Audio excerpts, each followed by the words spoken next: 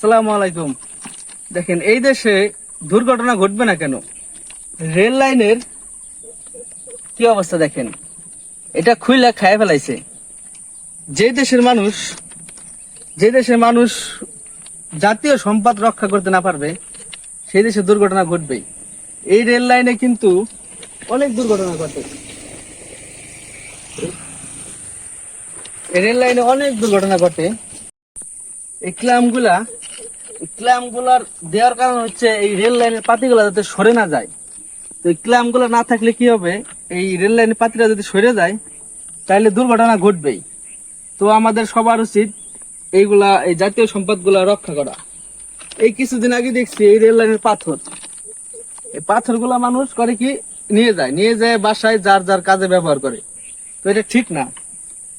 এটা একটা জাতীয় সম্পদ। এইটা রক্ষা করতে আপনার আমার পকেটে টাকা দিয়ে এটা কেনা হয়েছে। তো আমাদের এই দেশে সবার এই জাতীয় সম্পদগুলো রক্ষা করতে হবে, তাইলে এই দেশের দুর্ঘটনা কিছু নিয়ন্ত্রণে আনা যাবে। তাছাড়া সম্ভব না। আপনার আমার একার চেষ্টায় সম্ভব না। এটা এই দেশে সবার রক্ষা করতে হবে।